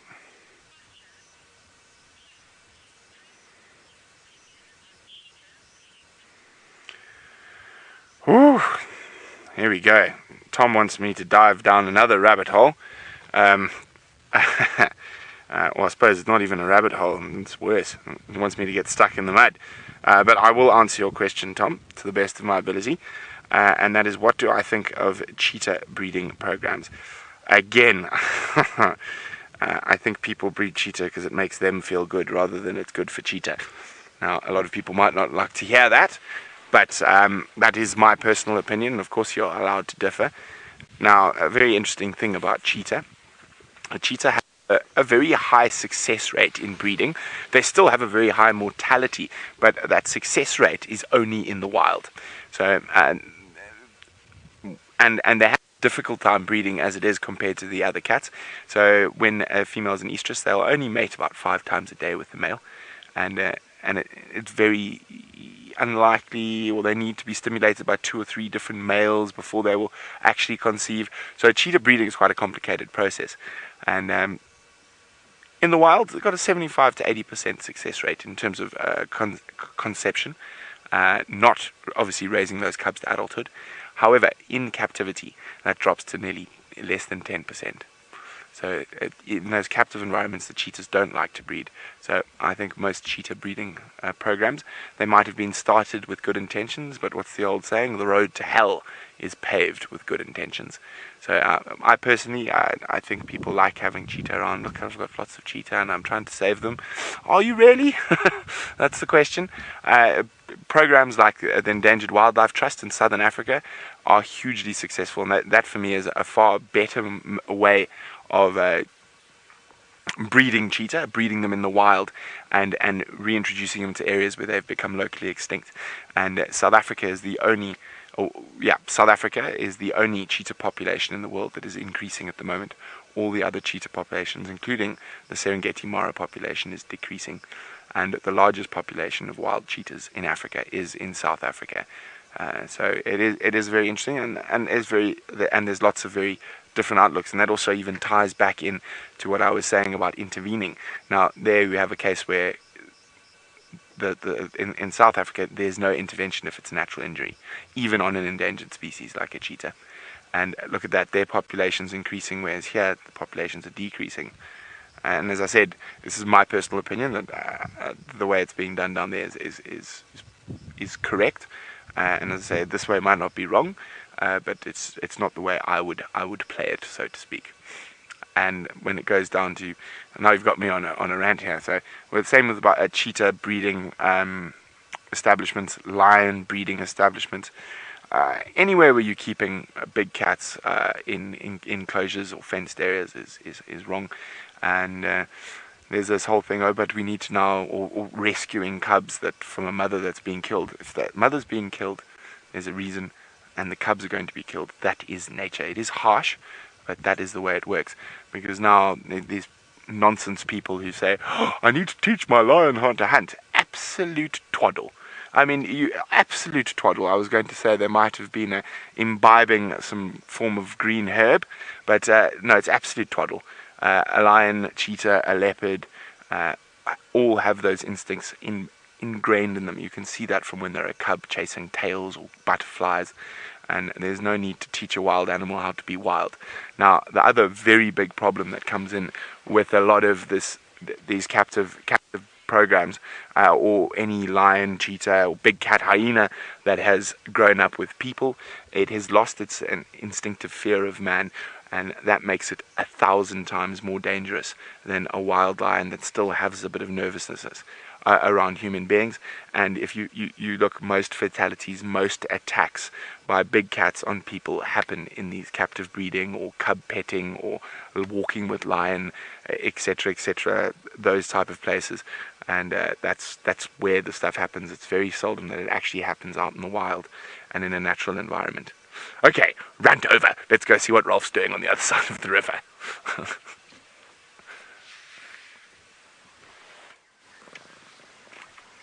Thanks, Brent. And what we're doing is we're just looking at some lion tracks here, which are very fresh. Unfortunately, I can't get off the vehicle, so I can point them out to you. But they're very big toes and a very big back pad, or proximal pad that we call it. Now, Everybody, welcome to all the new viewers on the different platforms. My name is Ralph Kirsten, and we're coming to you live from Kenya, just 1 degree south of the equator, and in the Mara Triangle to be specific. So I'm on this side of the river, or on the western side of the Mara River. Brent's on the eastern side. He's in the Greater Mara Reserve, where there's a bigger concentration of cheetah, and well, you've obviously seen it, or you will see that he's with the 5 Musketeers, the biggest coalition of cheetah ever known. Now, what I'm trying to do here is take these lion tracks. I do have a feeling that we might find them a little bit up ahead. So the indication is that they are around, because I'm sure there were vehicles driving here earlier this morning, and these tracks are on top of those tracks, very fresh. And so I think we just need to drive along this very big lugger that is off to our side over there, and we'll find these lions probably lying up somewhere in the shade. So that's the idea. It's still very hot in the afternoon here. It's about 27 degrees Celsius, 82 degrees Fahrenheit. So my feeling is that these lions are definitely going to be lying around up in the shade, just relaxing until the temperature drops off a bit. But very exciting. At least we've got fresh tracks. Always a good indication that there's lions around. Now all we need to do is find them. And if we don't find these lions, well, I'm going to be looping back towards the swampy area next to the Mara River, and we're going to try and catch up with some of those females that have been hanging around there from the Greater Marsh Pride, I think it is, or they also might be part of the Mara River Pride. There's a bit of a debate going on which lions those are exactly.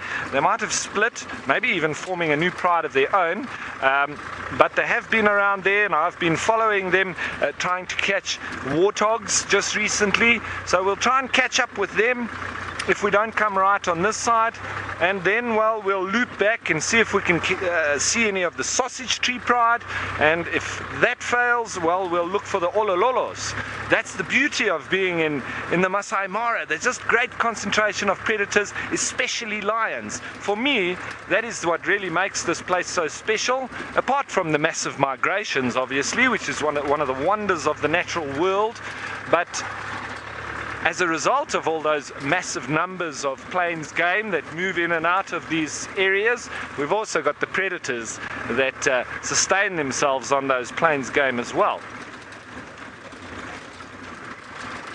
Now, everybody, there was lots of talk yesterday in South Africa about the pennant-winged nightjar that Tristan had heard that somebody had spotted.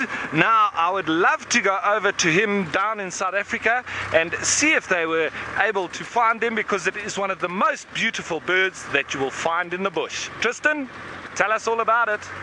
Good afternoon, everybody, and welcome to a still overcast, cloudy Juma game reserve. It has been like this most of the day. There's a breeze that is blowing, and well, it seems as though it's good weather for us to have lots and lots of action. Now, my name is Tristan, and on camera today I've got VM the Wildebeest, and it is a live interactive safari. So remember that you can get hold of us on #SafariLive and on the YouTube chat. Now, you may all be wondering, what am I doing inside this area of thickets and bushes and horrible sort of terrain? Well, I'm trying to find the Hukumuri male. Once again, our male leopard that is new to the area has decided to make an appearance on the rehearsal, which is, I think, now the 6th rehearsal appearance he's made. So we're trying to break the curse of him just arriving on rehearsals and not on the live drives, and trying to find him. He's not where I left him this morning. Where I left him, he was flat and sleeping, but we went there and he's not there. So now we've got a mission to try and find him in, well, this lovely terrain that you see here. Is going to be a delightful sort of tracking mission, because it's hard ground, it is dense, it is thick, and it is not going to be very easy. But hopefully with a little bit of luck and a bit of positive vibes, out will pop this male leopard and we'll be able to find him. What I'm basically doing is just driving the route that he took me the other morning when I had him on rehearsals. So this morning he walks pretty much step for step the exact same route, except he laid down not quite as far as I went with him the other day. So I'm trying to just kind of drive that similar sort of route and just see, maybe I get lucky and bump into him somewhere along this drainage line. And for those of you that are wondering where exactly I am on Juma because you're concerned about how far he's coming in, well, I'm about as central as you could imagine. I'm right on the edge of quarantine at the moment, on the western side of quarantine. That is a drainage line that runs just off the open area, and that's exactly where we are at the moment. So we're just driving along there. What I have noticed with this cat is that he scent marks a lot, so there should be at least signs of him scent marking if he is scent marking. And two is that he does enjoy a good termite mound. So I've seen him going up onto most of the termite mounds as he walks, and therefore, hey, hopefully he'll be lying on one of those, given that it's not too hot out and about. There's a nice cloud cover, means that he won't be in the sun kind of worrying about that. He can be out in the open and lying on a mound or something like that without having to worry too much. Right, now I seem to be coming to the end of this drainage line and onto a road, so I want to check this road very, very carefully. But while I do that, James Henry has ditched Jigger and is now using his feet to take us all on an afternoon stroll.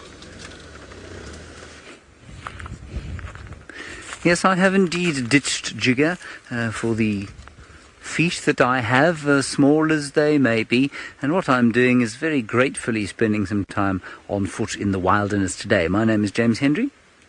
Oh, I don't have a strap anymore. Anyway, sorry about that. My name is... Oh, I do have a strap. Very good. Okay, marvellous. It's marvellous to be on foot, as I said. Please do talk to us using the hashtag #SafariLive and, of course, the chat stream on YouTube. You probably know that already because I'm not the first presenter you've seen today. But in case you didn't, well done. Now, we're just looking at an agglomeration of bushes here. And when we get to this part of the summer, I always feel slightly sad because things like the jasmine, which has taken so much time and effort to grow over here, is now starting to lose its flowers. And no more will we have the sweet smells of the early summer as we move into the later parts of our summertime. We've still got lots of heat left, mind, but the flowers will start to wane very slowly. Some of these annual, or well, is it jasmine annual? No, I think it's a perennial plant, but slowly the flowers will disappear. And it'll become much less colourful and much more green, I suppose, hopefully, if the rainfall continues to go. Now, on camera today, we have got Senzo, Umzulu. It is very kind of him to accompany me on foot. And our plan this afternoon is to head down towards the sort of drainage system here and see if we can't pick up some Tundi tracks. And if we're very lucky, well, we'll pick them up. Nathan, you've got a question. What was the question again? I'm sorry, I missed it. How long do the whatties? Small delay to the final control. It will come, Nathan. How long does the grass get in Africa? Well, it depends where in Africa you are, Nathan. If you're in the Sahara Desert, for example, you won't get any grass at all. Yes, how long can the grass get? I think I'm answering the question. It'll sometimes not be any grass anywhere at all. I'm now completely lost in my mind. If you are in a place like the Sahara Desert or the Namib Desert, there will be no grass at all. In some parts of, say, I guess parts of Zimbabwe and parts of Zambia, where it's very wet and it gets very inundated, you can find grass sort of up to 2 and a bit meters tall, thatching grass and elephant grass. So it really does depend where you are. Yeah, I mean, to answer how tall can the grass get in Africa, I guess the tallest would be about 2.5 meters, but many parts of Africa, of course, don't have any grass at all. I do apologize for my total sort of brain freeze there. Anyway, let's continue down here, see what we can find. It is very blustery, which means we must be very careful as we walk through the bush, and also we must accept that things might be a little bit quieter from a bushwalk point of view. I'm hoping that very soon these guarri bushes will start to ripen, but they've all kind of stayed this greenish colour, and you know, last year they stayed exactly the same same sort of green colour, and they never ripened at all, and that was because of the lack of rain. Now, Big A, you're asking about a bush called Portulacaria afra. which you've called the Watty Bush, the big... I didn't quite copy what you've called it. I've heard of Portulacaria afra, and if I'm not mistaken, Portulacaria afra is also called the speckboom, if I'm not mistaken. And the speckboom is a succulent plant, and you say, does it occur here? It doesn't occur here. It occurs a lot in the Eastern Cape, which is down to the south and east of where we are now. And there you can find it, and it's very good to eat. It's apparently extremely good for making biodiesel, interestingly. And while I believe it can grow here, so you can plant it in an area like this and it will grow, it doesn't grow here naturally. That's interesting. I've never heard of it called the elephant bush before. Unless I've got my bushes completely mixed up, but I don't think I have. I think that's correct. Right. Oh. Come on, Senzo. Stop messing around there. We've got animals to find. We've just walked past a giant troop of baboons, but they took fright at us and disappeared. Okay. I think now Noelle has managed to get out in Wendy, her favourite, dearest vehicle, and she's going to tell you how Wendy is performing and what her plans are for the afternoon. Thank you, James. Wendy is performing beautifully. Thank you, darling Wendy. And you do know that she is my absolute favorite. I have found some male leopard tracks. I'm just going to unplug quickly. And whilst I unplug, you've seen the tracks here. I'm going to point them out, but I should introduce myself. My name's Noelle. Hi, everyone. And on camera, I have Ferg. Hello, Ferg. Ferg is saluting. All right, back to our tracks, Ferg. Enough of human faces. Okay, so... tracks. They are not the freshest, but this is the one that I like the most. Ferg, is this an okay one for you? Okay, and what you can see, I need my little stocky. I'll use some grass. You can see 1, 2, 3, 4 toes. No claw marks. It's like my fingers. I have no claws, so there we go. If I had claws, or if this track had claws, you would see either little bits at the top like that, or you'd see little indents above it. We don't have any of that. Oh, well, that was an elephant. We're going to have to go and investigate. I just heard it go, Rrr! We'll go just now. And at the back, you've got the 3 toes, the 3 pads. 1, 2, 3. So a hyena or a dog will show 2 like this, and a cat will show 3 like this. Okay.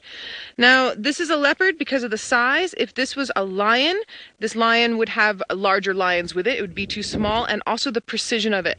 Lions have messy tracks. Cheetahs have super messy tracks. A leopard has a really precise track. It gives you goosebumps. This is about 2 days old, and 2 reasons I know that. 1 is how the track looks, even with the wind. And 2, I remember checking this exact miter drain the other day for tracks. And this is of a male leopard. And I'm sitting here thinking to myself, who could this male leopard be? The last time Tumba was seen, and I know Tumba has big feet for a small male, was going into Biffleshoek.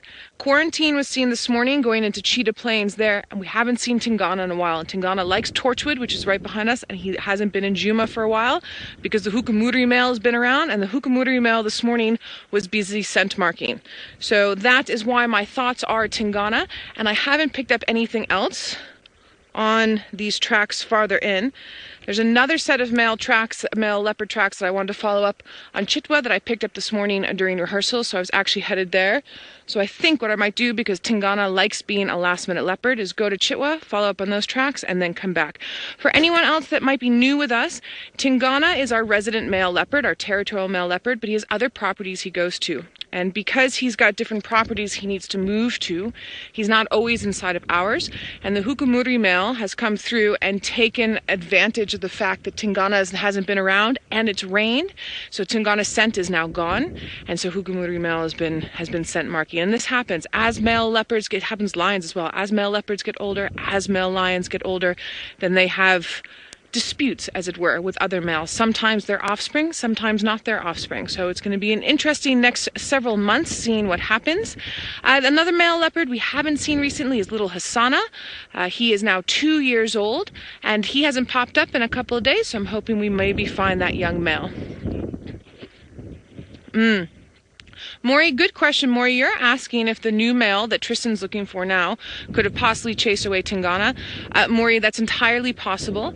However, that being said, because Tingana is the territorial male in the area and the Hukumuri male is coming through and trying to take over, the fighting that happens wouldn't just be one fight. It would be continual fights. And so we're out every single day, and specifically in the area where we've been seeing the Hukumuri male, we go there often. So we would have heard or seen tracks of those fights going on. So I think what's happened is Tingana has gone more Chitwa side, Torchwood side, and possibly maybe over into Cheetah Plains to try and set mark against Quarantine, who's a male that's territorial that side, and has been absent too long on this side, and the Hukumuri male just managed to catch a gap. Also, Shadow, one of our territorial females, her youngster is now a year and a bit, so she's shortly, in the next sort of 3 months, should start coming into estrus again, so it's possible that she's starting to smell nice for the males, and the Hukumuri male would definitely be interested in that.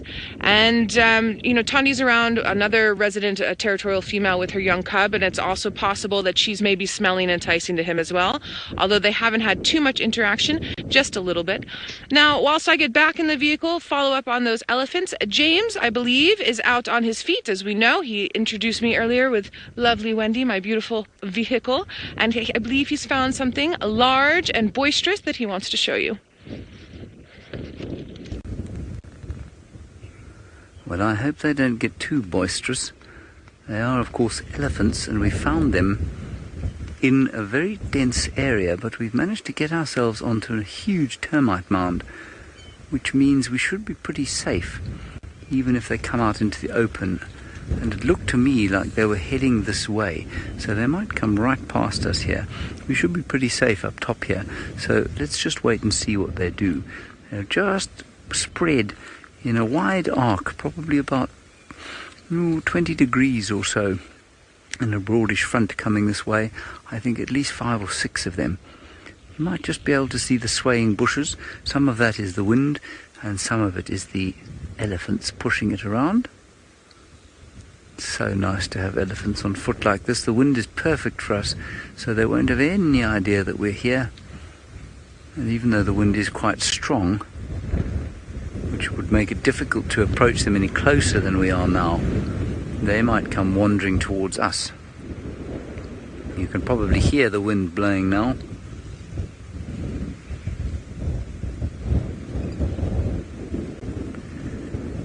Might just do one of those little unscheduled broadcasts, depending on whether or not we get a slightly better view of the elephants.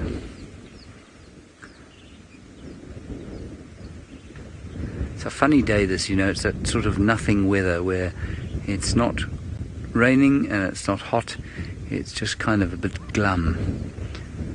And nothing will cheer me up more than something like this, sitting with a herd of elephants. Tom, this is a very interesting question you've asked, and there are 2 aspects to it that need addressing while we look at these elephants. You say the elephants here at Juma more relaxed than those in the Mara.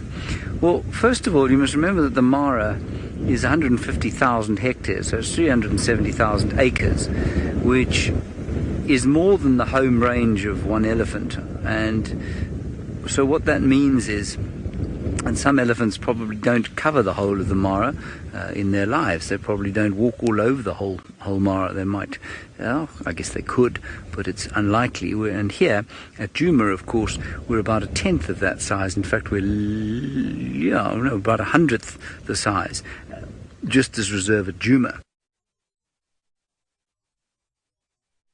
Off this area, some of them are much more relaxed than others. What I will say, though, is that these chaps have probably got a lot more experience of human beings viewing them on foot, although in the Mara, the Maasai do walk into the Mara, so they do see human beings on foot. I haven't noticed a huge difference. I think you might find here in the Sabi sands, because animals get a little bit closer, or vehicles get a bit closer to the elephants, they probably are slightly more used to having vehicles at close quarters, and so they are just slightly more relaxed. But was that they just gave us a wide berth, because they don't ever feel boxed in or cornered there, because they can just move around you. There's so much space there. On foot, I don't know. I've never seen an elephant on foot in the Mara. That's a very nice question. And I mean, it would be lovely to walk there. Now, Scarlett, I should have told you this without having been prompted to do it. You say, how close are these elephants to us? What's the distance between us and them? They're actually moving a little bit further away now, which is a bit depressing. They're probably that one that you can see there, I would say is about 100 meters or so away, 325 feet.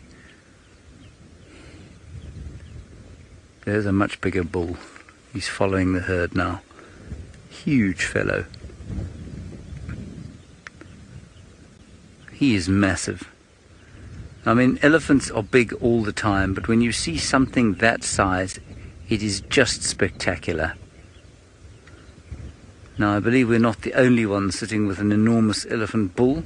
Noelle has succeeded in her goal, and she too has found a monstrous creature. We have, James, indeed, and you would actually be quite impressed with the size of this elephant's tusk, or tush, whichever one you prefer to use. I use them interchangeably.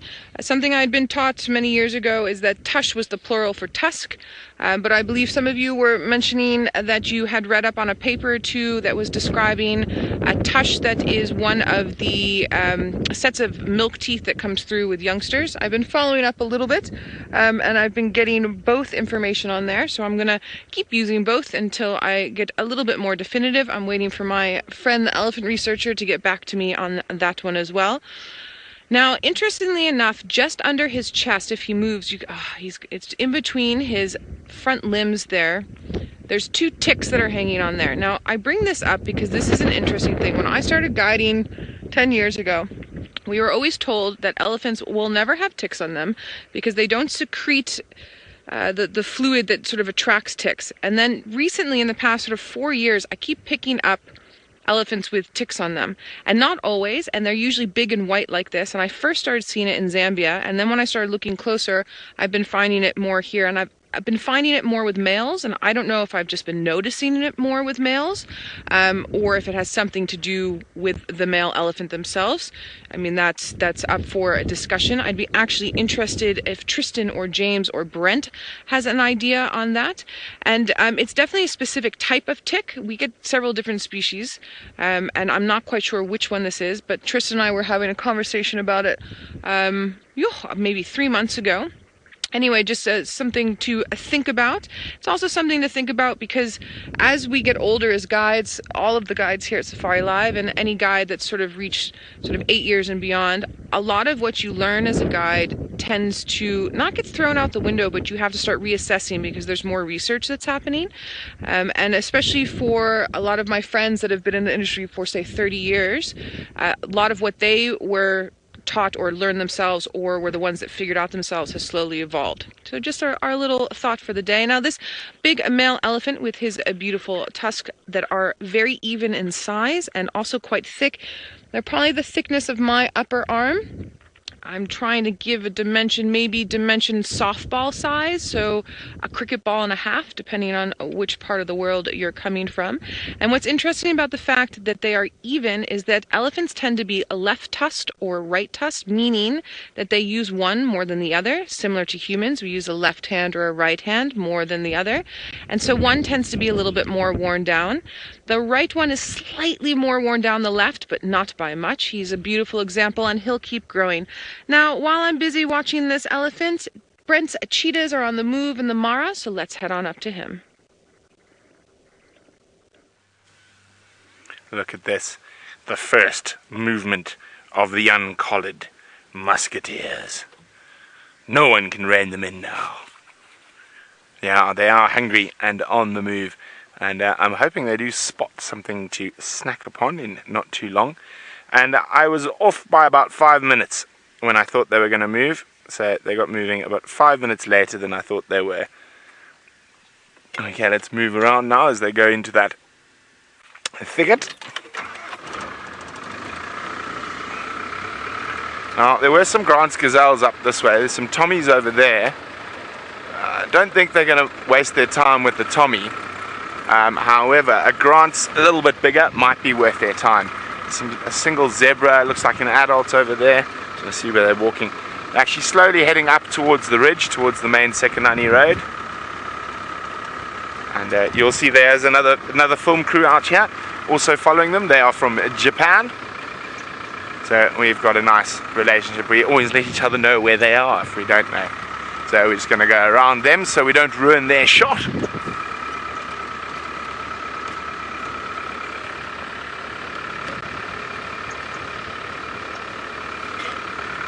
Okay, the boys should be popping out.